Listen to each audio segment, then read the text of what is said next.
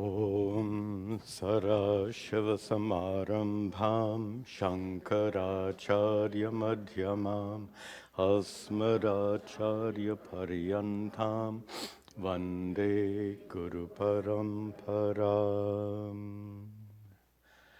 Om. Be seated, please.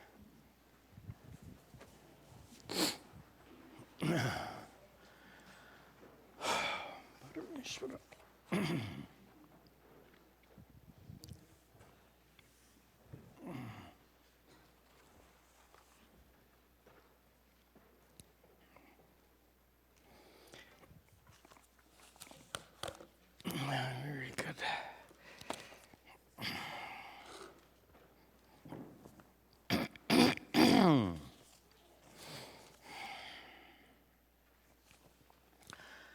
Om Sahana Vavatu Sahano Bhunaktu Sahaviryan Karavavahai Tejasvinavadhitamastu ma vidvishavahai.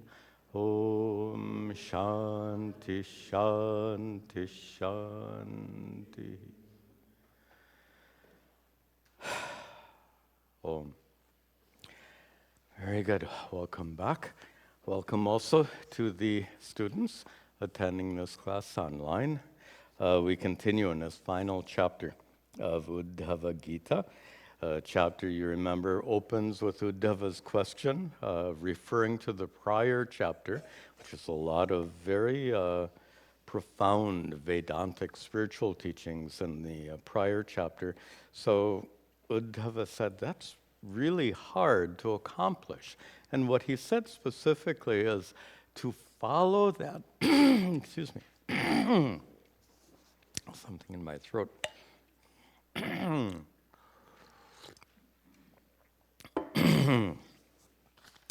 To follow the path of jnana, which was the topic in most of the prior chapter, requires a mind that is really finely tuned, capable of meditation for sure. And Uddhava complained, it's really hard to have that kind of finely tuned mind, hard to quiet the mind, hard to concentrate the mind. So with that question, Sri Krishna turns his attention now and answers in a very simple and practical way. I think you'll appreciate that. We'll just get into the verses and you'll see. Actually, this first verse we started to see in the last class. Let's return to it though. Kuryat sarvani karmani. Kuryat sarvani karmani marartham shanakai smaran marartham smanakai smaran mayarpita manaschittam mayarpita manaschitto madharmatma manoratihi madharmatma manoratihi. We saw the first half of this verse where Sri Krishna very deftly and without blinking an eye, he introduces what is arguably the easiest spiritual practice. I would add easiest but most misunderstood. We'll see that in just a moment. And that is karma yoga. How does he describe karma yoga? He says, sarvani karmani, all actions, all deeds, kuryat, should be done how, smaran, remembering me, shanakaihi, should be done slowly, deliberately, and the key word here should be done marartam, for my sake. And I mentioned easy because you don't have to sit in a cave to practice karma yoga. In fact, arguably you can't practice yoga sitting in a cave, sitting in an ashram, etc. You have to get engaged in worldly activities. Further, I'm sorry, give me just a moment.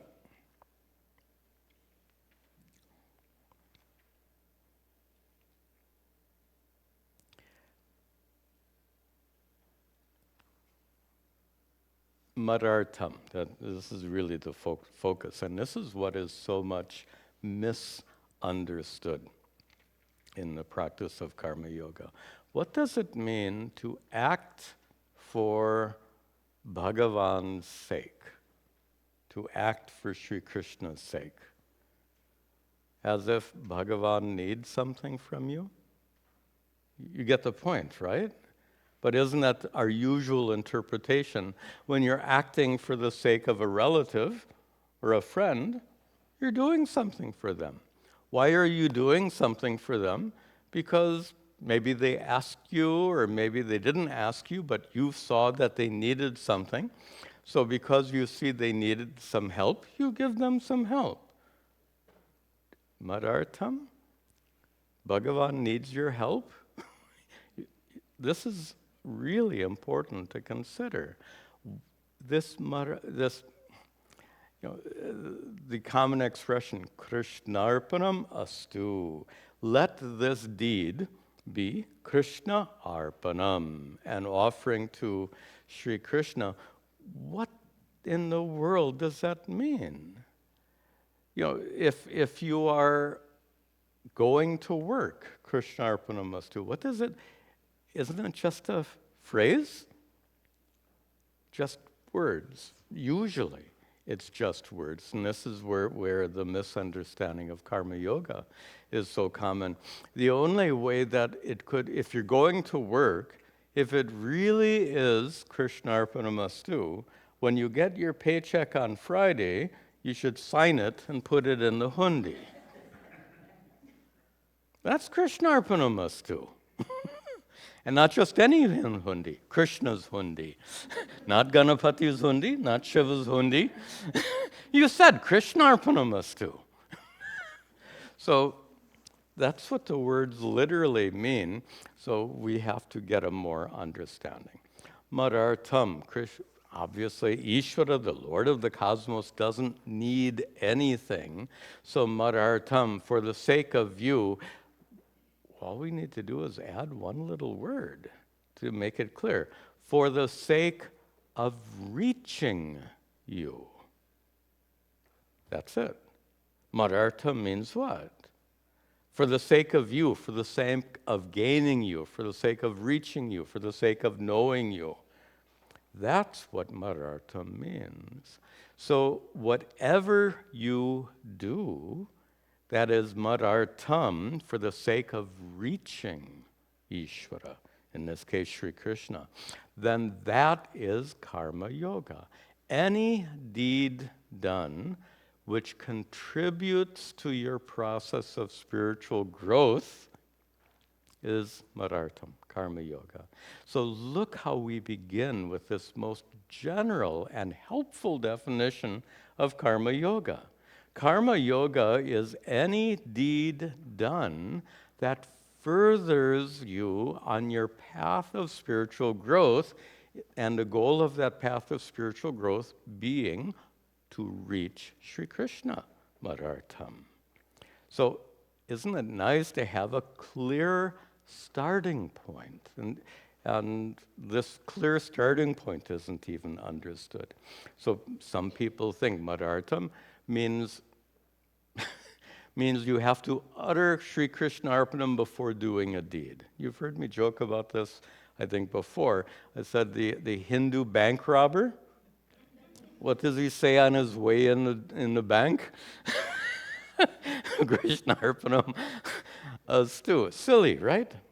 So it's not by these words, and it's not even dedicating. To dedicate your deeds to Ishvara, I know you've heard that 1,000 times and it sounds beautiful, but what does it mean to dedicate? So to me, it's far more clear to understand this Madartham or Krishnarpanam not as dedicating your deeds, but doing your deeds for the sake of, in the sense of, for the sake of reaching. This then puts us on a solid basis for understanding karma yoga in general And what is not karma yoga? To go to work for the sake of becoming a big shot, furthering your career, getting the advancement, getting more money, etc., etc. That's not karma yoga. But to go to work for the sake of fulfilling your responsibilities at home, for the sake of having a stable life with a roof over your head so that you can continue your spiritual practice, hey, that becomes spiritual, that becomes karma yoga. By the way, if you're going to work, needs to be said, if you're going to work as karma yoga, which means not for the sake of the advancement and the promotion and all of that, but for the sake of fulfilling your responsibilities, if you happen to get an advancement, great, more, even more, because why not? Is that contrary to karma yoga? Is being successful contrary to karma yoga? And the answer is no, if you seek success primarily for the sake of fulfilling your responsibility. If that's your primary goal, to actually more than that, not just fulfilling your responsibility, but fulfilling your responsibility to support you in leading a life of spiritual growth. Why did I retract my statement there about is another common misunderstanding about karma yoga. Karma yoga is to fulfill all your responsibilities, dharma. You fulfill your responsibilities. That's all you have to do. By the way, anyone who says all you have to do is, it's not to be taken seriously. Life is not so simple, and karma yoga, spiritual life, is not so simple. So here's the counterexample. Someone who fulfills his or her responsibilities complaining constantly about it and not thinking about Ishvara or spiritual growth at all, but they fulfill all their responsibilities. Is that karma yoga? Not even close. So, this is just to make it clear. This is not the time, by the way, for a big, long discourse on karma yoga. We have some wonderful verses ahead. So I'd like to set this aside. If you have any lack of clarity on what karma yoga really is, and if the video I published a year or two ago called The Secret of Karma Yoga, it's a short video, but it addresses all these common misconceptions, and it'll make it very clear. So if there's any lack of clarity, please look at that video so that we can move on today. So Sri Krishna now continues. Look at the last line. Madharmatma manoratihi. One who is manorati, one whose mind is drawn towards dharmatma. Here dharmatma means the body of his dharma, the body meaning the assemblage of his teachings. We had this discussion in the last class, right? We said that dharma here uniquely doesn't mean righteousness, doesn't mean property, doesn't mean many of the common meanings of dharma. Dharma here doesn't mean religion, it means teachings. So, Madharma, my teachings, my techniques, my practices. And specifically, he's talking about the practice of karma yoga. So he says, Madharmatma manoratihi, one who is committed to following the practice of karma yoga, as I have taught it, that person should be what? Mayi arpita manaha chittaha. Oh, here we go. He had that arpita, dedicate. You have that word again.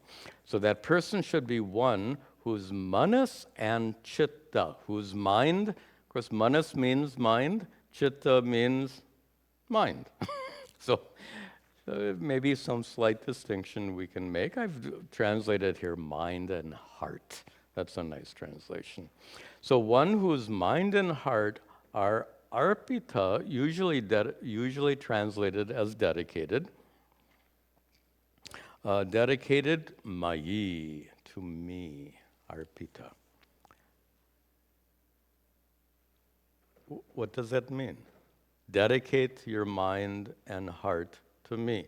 When we translate arpita, the word arpita, let me not give a grammar lesson here, but it's often used to refer to the hub of a wooden wheel. You remember old-fashioned wheels made of wood? That's made of wood. The spokes are made of wood, and the hub in the center made of wood. So this word arpita is used to describe that hub, that which is fixed in the middle, because of which the whole wheel can function. Therefore, a better translation of arpita instead of dedicated. Again, lovely word, but what does it mean? So, a mind that is dedicated to Sri Krishna is a mind that is fixed on Sri Krishna. Okay, that's the sense. But now, Sri Krishna said this was easy. This was the easy way. What he taught in the prior chapter, that's the hard stuff.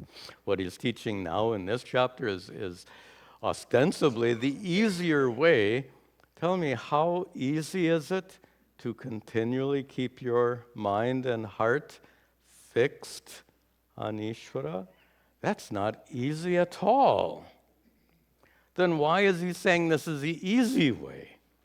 It's the easy way because the way you gain the capacity to fix your mind on Ishvara, the means is easy. Suppose someone says, it's easy to get there. You know, you're in town and you say, go to this place, it's easy to get there. Well, it's easy to get there if you have a car. If you don't have a car, it's not easy to get there. So this is an example of the former.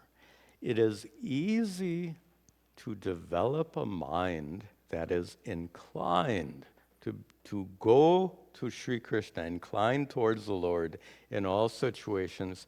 It's easy to cultivate it, not if you have a car, if you have the right means. So the car makes it easy to get to your destination. The right means makes it easy to cultivate an attitude, cultivate a mind, cultivate a worldview in which it's easy and effortless for your mind to turn towards Ishvara, towards Sri Krishna. What does that mean? And this will surprise you. If you haven't heard me say this before, it will surprise you. Sri Krishna is referring to the most powerful spiritual practice of all. He's teaching karma yoga, but how to practice karma yoga. If karma yoga means always fixing your mind on the Lord, how to do that. So in order to practice karma yoga, you need some spiritual practice. For one practice is another practice. That's very common. Before you can reach B, you have to accomplish A. There's a sequence. Before you can study calculus, you have to study trigonometry, you have to study geometry, you have to study algebra, you have to learn long division, all of this stuff. So there's a sequence. Before you can really and truly practice karma yoga, there's a sequence. And the sequence leads you to develop this ability to turn your mind and heart towards Ishvara all the time. That's a prerequisite for karma yoga. Can I say that again? A prerequisite for the practice of karma yoga is having your mind already inclined towards Ishvara. A mind that is not inclined towards Ishvara is not capable of practicing karma yoga. Sri Krishna says, your mind and heart should be always fixed on me.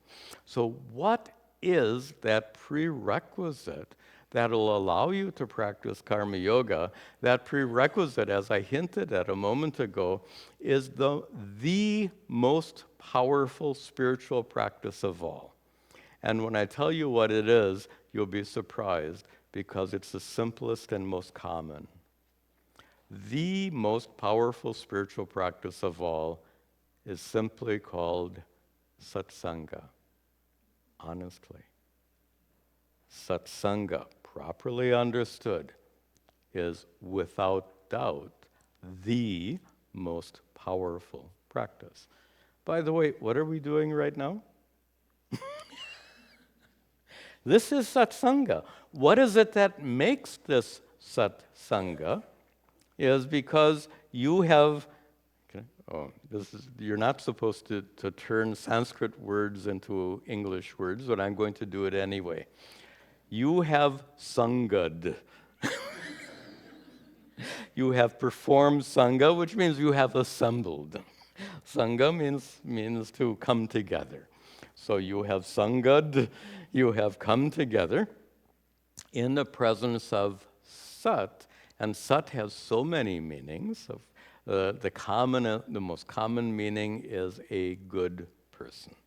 So satsanga, sadhu sangha, association with a good person, a person who can, this is so easy. If you want to learn cooking, hang out with a cook. If you want to learn how to play tennis, have some friends who play tennis all the time. Isn't that kind of, in American English, we call that a no-brainer. It's so obvious. So if you want to make progress on a path of spiritual growth, what should you do? That's it. That is satsanga. And you say, but that's so ordinary.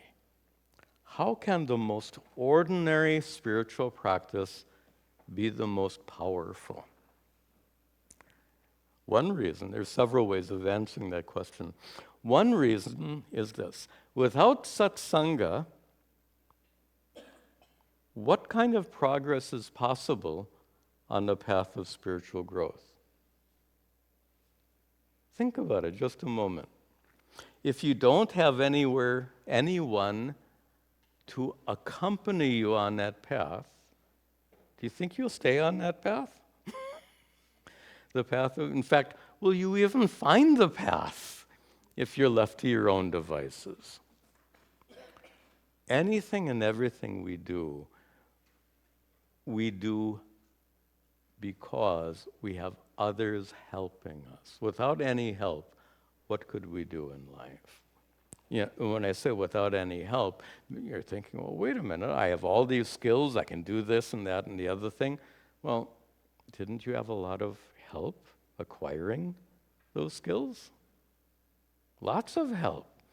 My point is that we require the help of others to do anything and everything in life. If we really think about it, we require the help of teachers.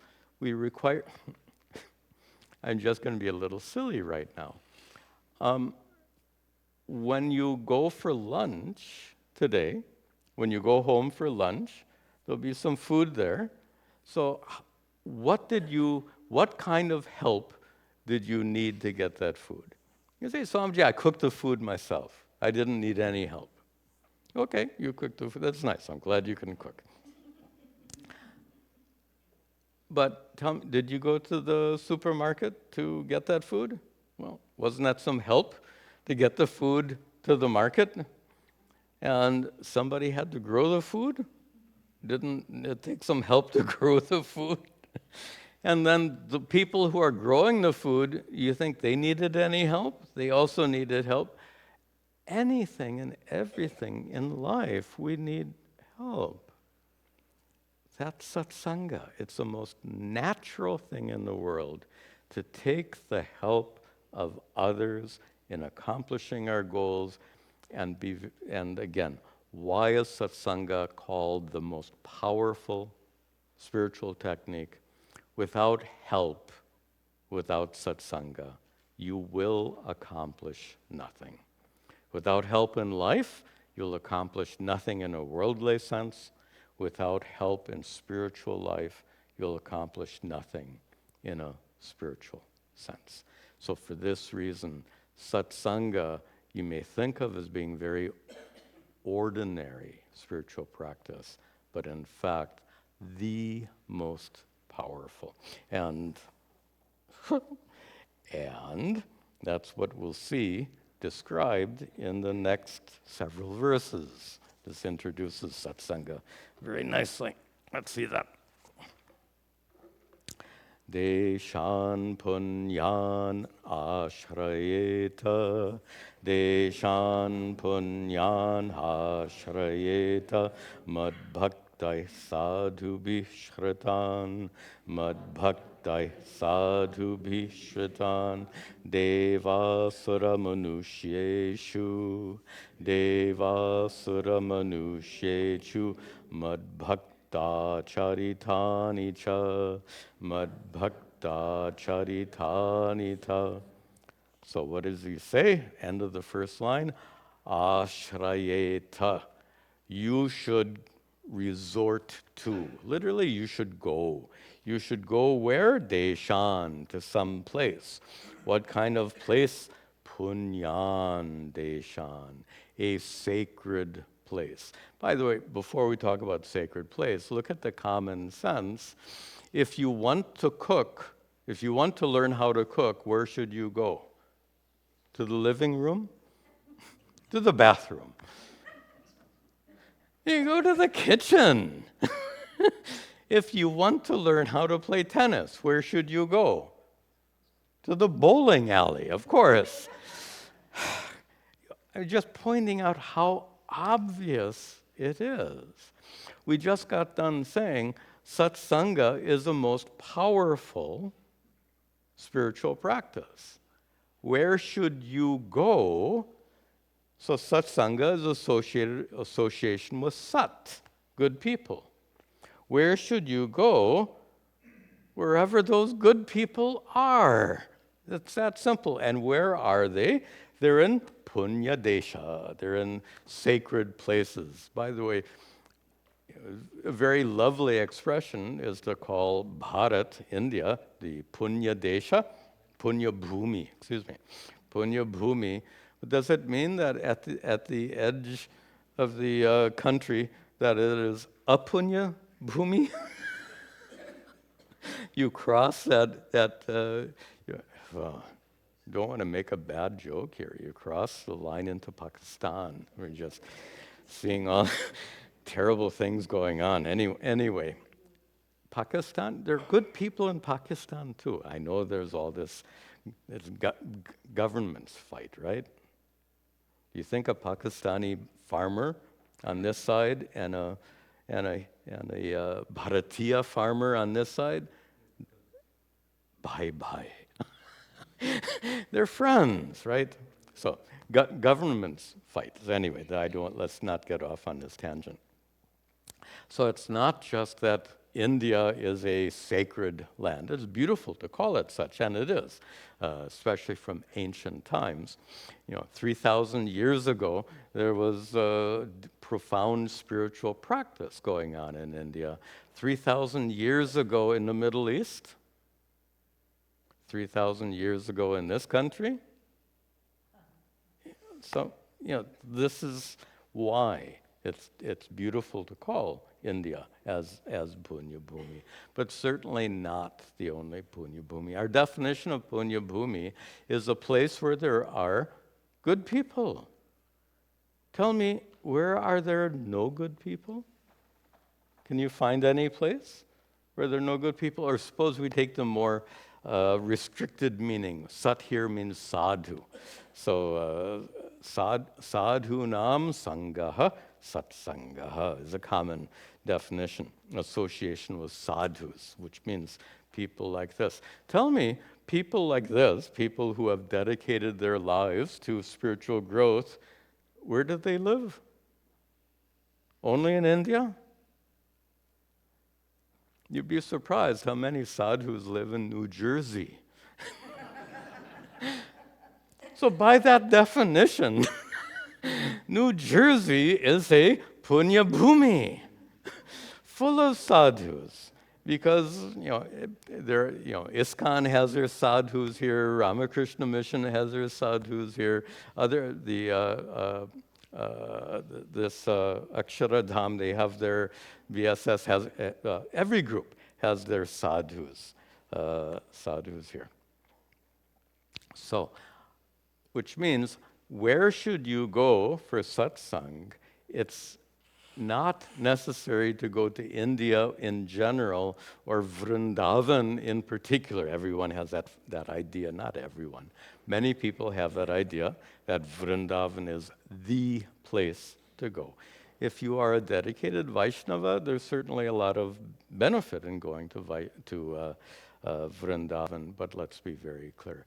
Punya Bhumi is wherever there are good people in general and good spiritual teachers in particular.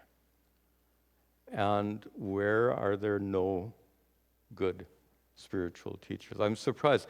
In Saudi Arabia and Qatar, there are sadhus there, trained in India, who have their classes going on. And if there aren't, everyone is on the internet watching the finding those spiritual teachers online. And today with the internet, we have truly a global community. So holy place here doesn't mean a particular address. It's really referring to a place where you find these good people. And what kind of people? A place which is, end of the second line, Shritan, a place which is populated by whom? Sadhubhihi. Populated by good people who are madbhaktaihi, who are devoted to me. So it becomes very clear now that the satsanga we seek is so readily available now in a physical sense, almost everywhere, and in a virtual sense, everywhere, without exception. Okay. Then, Devasara Manushyeshu Madbhakta. To introduce the second half, one could argue, Swamiji, there are relatively few sadhus in New Jersey. There are many more sadhus in Rishikesh. So wouldn't it be better, and many more sadhus in Vrindavan? Let's go with that example. So if I have a choice between going to Vrindavan and going to New Jersey, wouldn't it be better for me to go to Vrindavan?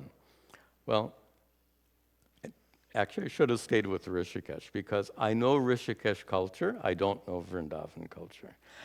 In Rishikesh, there are all kinds of different sadhus, including those who hang out who hang out and smoke marijuana. I mean, that's what they do all day long, every day, day after day after day. This is what they do. So go to Rishikesh and hang out with them is not satsanga, right?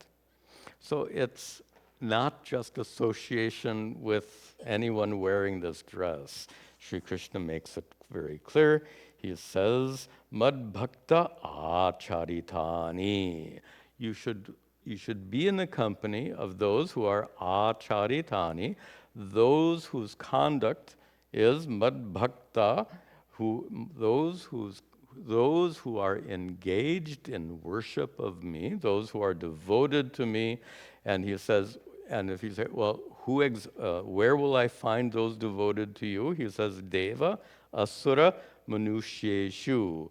Amongst the Devas, go and hang out with those who are dedicated to me. Amongst the Asuras, like Prahalada, he was an Asura. I mean, he was a Daitya. He was in that lineage. So even among the Asuras, there are those who are devoted to Sri Krishna, and obviously Manushyeshu. So when you go to Rishikesh, you should associate with the right kind of people. And when you go to New Jersey, Same thing. You associate with the right kind of people. Then, pratak satrena vamahyam, pratak satrena vamahyam, parvayatra mahotsavan, parvayatra mahotsavan, karayet gita nrityadair, karayet gita nrityadair, maharaja vibhuti Maharaja Vibhuti. In the third line, karayet, you should do. What should you do? Second line, you should do parva, yatra, and mahotsava. You should participate in parva, special days. You should participate in yatra, not necessarily going to a sacred place, but some religious gathering. And of course, Mahotsava, the religious festivals that we celebrate. It says, karayet. You should participate in all of these. I'm smiling. I'm making up another bad joke. I should stop doing that. So there are 33 crore deities in the Hindu tradition.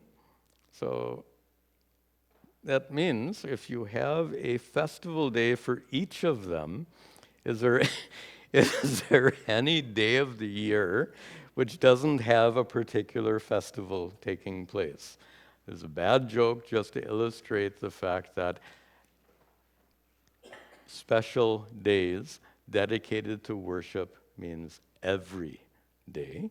But we do have these special celebrations, and Sri Krishna says, karayet, participate in those special celebrations, which are, first line, mahyam, which are done for me, and whether you do it pratak, separately, whether you just celebrate at home, or satrena, you do it in a group, like you go to the temple. In either case, you should karayet, participate in these festivals. How? Gita nrityadihi. You should participate with singing, as is done so often, and nritya adi, dance, etc. A lot of people criticize these ISKCON for always dancing. Hey, they've got a solid basis for dancing. This is Bhagavata Purana. Sri Krishna himself says, celebrate by dancing. So no space for that kind of criticism. You should do all of that. Maharaja vibhuti bihi. Do it with this vibhuti glory. What kind of glory? Maharaja, the glory of the great kings. Do it in a royal manner. Do it with lots of pomp, lots of whatever it is. Okay, then. Look how practical this advice is. What is, so remember our context. Before you can practice karma yoga is the thing Sri Krishna is teaching here. But I said there's a prerequisite to karma yoga, and that is your mind has to have an inclination towards Ishvara. How do you create that inclination towards Ishvara? And that's where things get really easy. Satsanga, even in New Jersey, no problem. And celebrations, people, how nice. Every religion does this. You have song, and maybe, I don't know, there's singing in, I just caught myself. Is there singing in every religious tradition? This is a thing, I don't know, maybe it's my orientation as a teacher, but there are always exceptions. So I can think of at least two exceptions about singing. In very orthodox settings, in very orthodox Islamic settings, they might frown on singing. And something you may not know about, there are some Christian groups that look upon singing as being very worldly, and they prohibit any such singing. So there are some exceptions, but by and large, singing is such an essential part of every religious group for a very obvious reason. We love to sing, we love to hear sing, we love to sing, even if we don't know how to sing. we love to sing, we love hearing singing, with some exceptions, and that person I just referred to. And when it's in a religious context, it's so much more beautiful. So how lovely that we are able to find modes of religious expression which are so dear to our hearts. Okay, then we continue. Oh, in fact, now we have a major shift in this advice. It still goes on, how to create that inclination. So very practically, he says, go to a holy place where there are good people. Can I paraphrase it and say Sri Krishna says, go to New Jersey. Because it's a holy place where there are good people. You can't deny that. All right. And then participate in whatever are the religious activities and spiritual activities like this. Now comes a turn away from external activities and towards internal activities. Sri Krishna says, Mameva sarva bhuteshu, Mameva sarva bhuteshu, bahirantara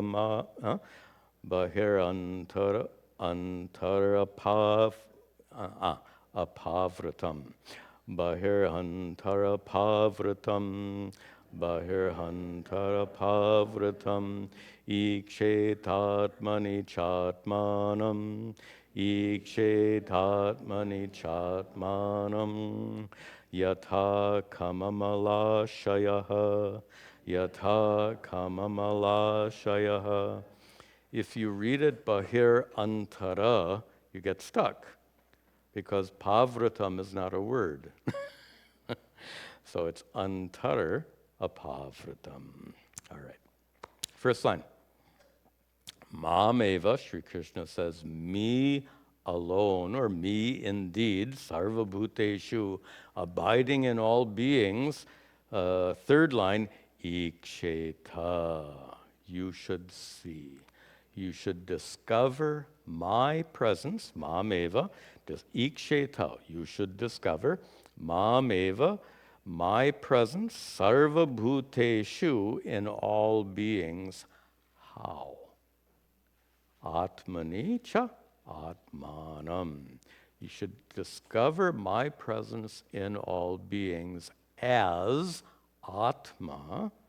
And here, take a Vedantic meaning of Atma. Satchidananda Atma, consciousness. Consciousness is in you, consciousness is in me, consciousness is in all beings, and that consciousness is Sri Krishna. Sri Krishna says, I am that. I am that consciousness abiding in all beings. So, iksheta, one should discover, mam eva, my presence indeed, sarva bhuteshu, in all beings, one should discover atmanam. Third line, one should discover my presence as your own true self, atmani, within yourself. Yatha kam. He gives a very, this is, even though the topic here is bhakti, this is very Vedantic. Yatha kam, like space. And what's interesting about space, and why is, space is always given as a, not always, frequently given as a metaphor for consciousness, atma, and the reason usually given is that space has no barriers, has no boundaries. Space is all pervasive. So just as one space is present in many rooms, one consciousness is present in many sentient beings. But that misses 50% of the metaphor. And the other 50% of the metaphor is that space, is amala ashayaha. Space is an ashaya, an abode, which is amala, absolutely untainted.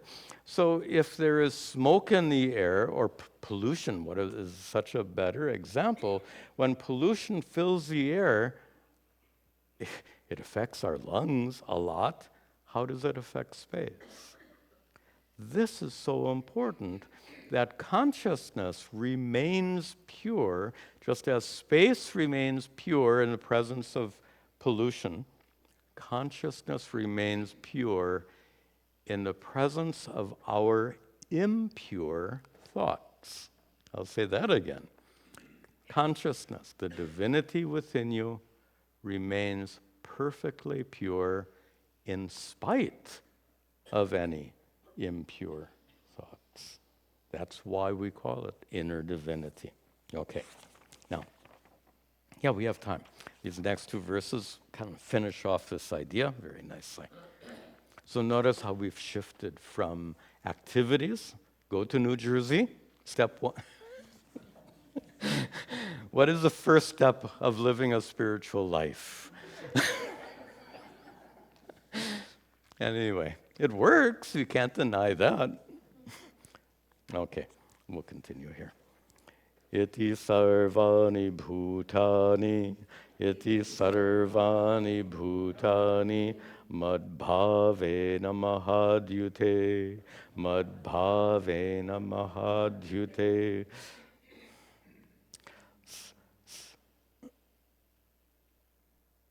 Sabhajayan manyamano jnanam kevalamashutaha. Iti, thus, sarvani bhutani, all beings, now go down to the third line, manyamanaha, considering them how? Sabhajayan, considering them as being worshipful. Understanding, in fact, that comes here, second line, madbhavena. Manyamanaha, madbhavena, looking upon all beings as being embodiments of me, madbhavaha, and therefore all of them are sabhajayan. All of them should be treated with respect, with love.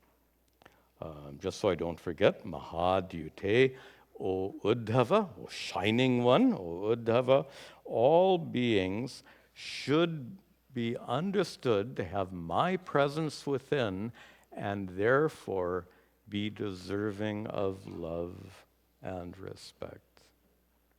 I'm pausing here just out of dismay, seeing how many places in the world that kind of love and respect for humanity itself is absent. The fact that human beings can treat other human beings with such a horrible lack of love and respect, the inhumanity of a portion of humanity. And it's distressing when you see what goes on in Gaza, when you get the news, what's going on in Gaza, what's going on in Ukraine, what's going on in Sudan, what's going on here and there and in all these other places. It's almost incomprehensible. And the key here, what is the key? So the divinity of all living beings is a fact. It's not even a matter of belief. Suppose someone is not Hindu. Fine. But that person who's not Hindu, they're still a human being, right? And they have value for their life as a human being. And having such value for their life, if they're intelligent at all, they would have value for all life. So therefore, respect for the life of others doesn't depend on any particular religious belief. It is born of understanding our common humanity. Born of understanding. And that's the word Sri Krishna uses in the second line. He calls it jnanam. That is understanding. For someone outside the Hindu tradition, it would be understanding our common humanity. For someone inside the Hindu tradition, it would be understanding the essential divinity of all living beings having Bhagavan's divine presence within them. So whether you are within the Hindu, under the Hindu umbrella, or outside of the Hindu umbrella, in either case, it depends on jnanam, not bhakti.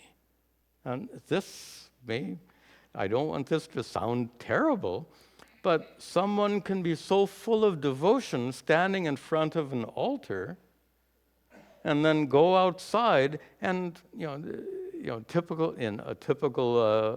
Indian setup would be you finish praying inside the mandir, you come outside, and there's a line in some especially famous pilgrimage places, a whole line of beggars lined up there. And suppose someone goes up, a filthy beggar, and kicks the plate away, their bowl away. They just finished worshiping inside the temple. That doesn't guarantee that worshiper doesn't guarantee that the worshiper recognizes the divinity in the beggars as much as on the deity on the altar. In fact, not hard to argue that the divinity, I would argue that divinity is more present in the beggars. That's stone.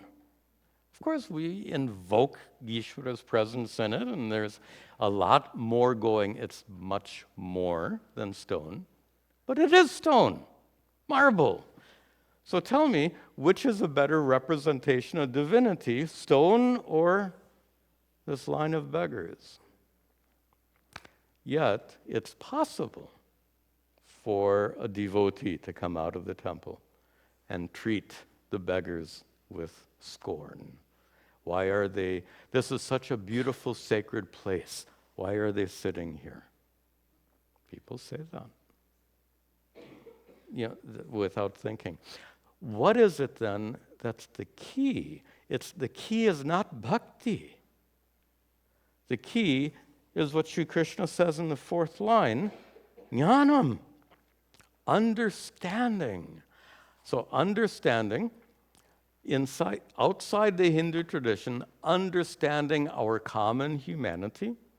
Within the Hindu tradition, understanding the divinity of all living beings. But notice, that's jnana, not bhakti. Bhakti alone is not enough. Of course, jnana alone is not enough. We need both. So that's why Sri Krishna says that jnanam kevalam ashritaha. The one, and this actually connects to the next verse, and we'll finish the class with the next verse. So ashritaha is talking about the saintly people who ashritaha, who are devoted to jnanam kevalam. This jnanam, this wisdom, kevalam, this particular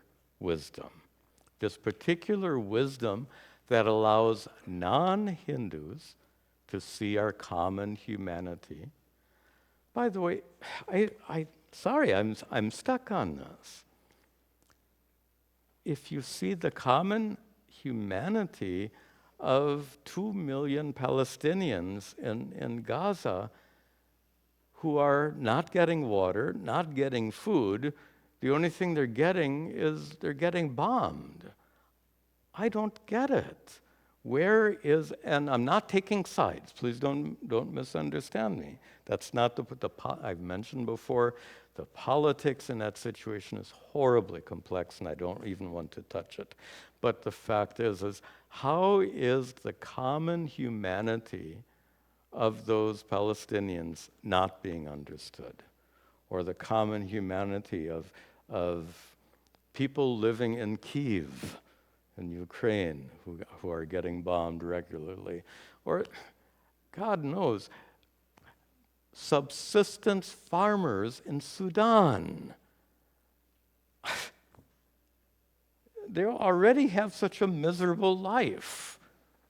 And then due to a civil war, their life is made far more miserable. Anyway, this is the lack of appreciation of our common humanity for those outside of the Hindu umbrella, and for those who are Hindu. How many times have you been told we are all embodiments of the divine? This is not bhakti. This is jnanam, understanding.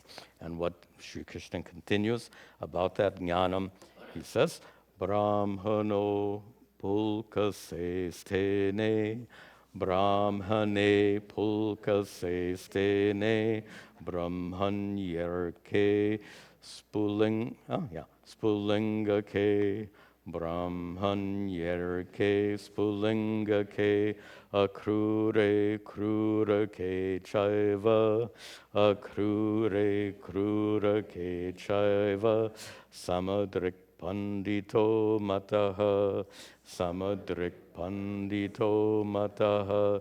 That last line connects to the prior verse. So we talked about in the last verse those who are, just that last line of the prior verse, those who are ashritaha, those who are immersed in this jnanam, those who have embraced this jnanam, this kevalam jnanam, this knowledge of common humanity, or this knowledge of the divinity of all beings. Who are they? In the last line, panditaha mataha, they are considered wise. Why are they considered wise? Because they are samadrik. They see the sameness of all people. They see, if they're non-Hindu, they see the common humanity of us all. If they are Hindu, they see the common divinity within us all. And within us all means all. Go up to the top. Brahmane, this sounds like Bhagavad Gita.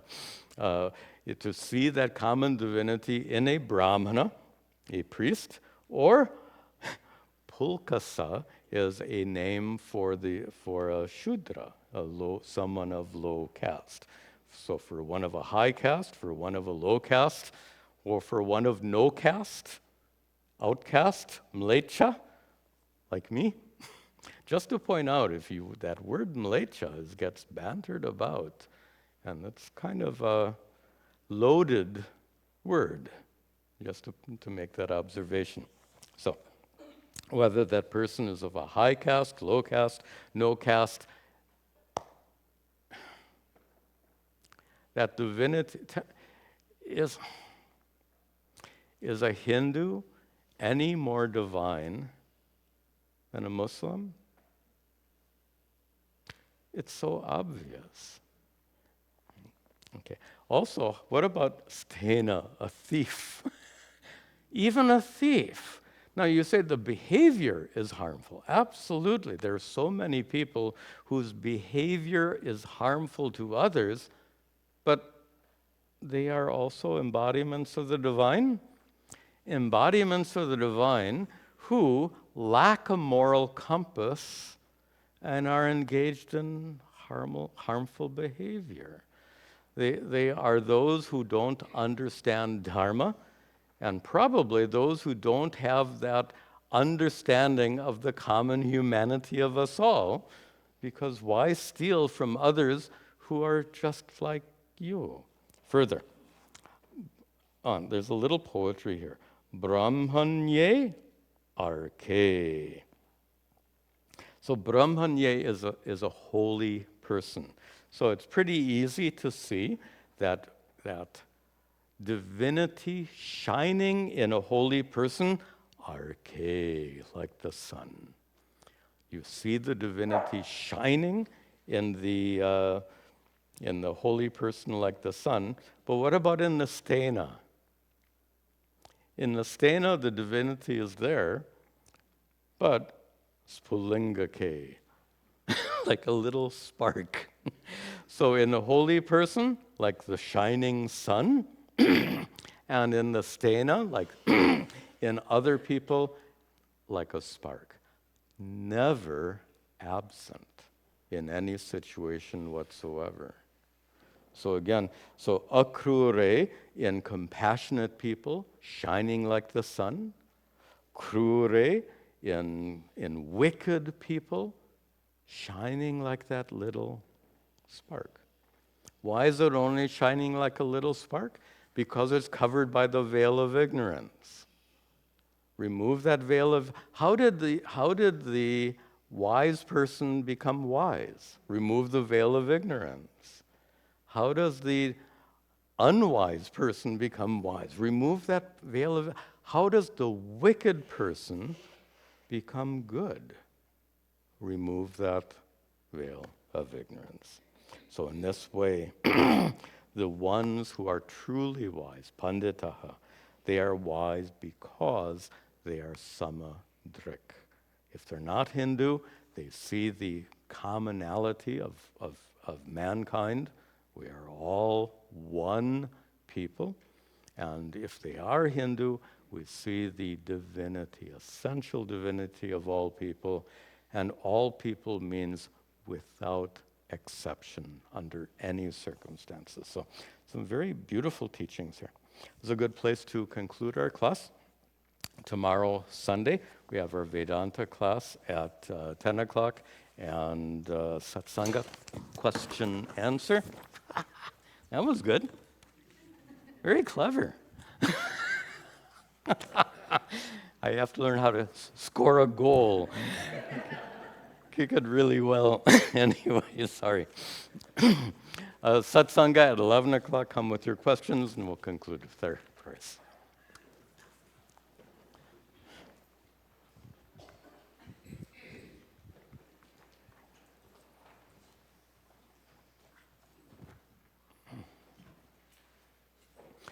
Om Ganana Antva Ganapatigam Avamahe Kaving Gavinam Upamashravastamam Jeshtarajam Brahmanam Brahmanaspatahana Shrenvan Uttabasira Sadhanam Om Mahaganapataye Namaha Ishvaro Gururatmeti Murti Bheda Vibhagine Vyomavad Vyapta Dehaya Dakshina Murtaye Namaha Vasudeva Sutam Devam Kamsachanuramardanam Devaki Paramhanandam Krishnam Vande Jagadguru. Om Sarve Bhavantu Sukhinaha Sarve Santu Niramayaha Sarve Bhadrani Pashyantu Ma Kaschid Dukkha Bhag Bhavet Asato Ma Satgamaya Tamaso Ma Jyotirgamaya Mrityorma Amritangamaya. Om Shanti Shanti Shanti. Om Tat Sat.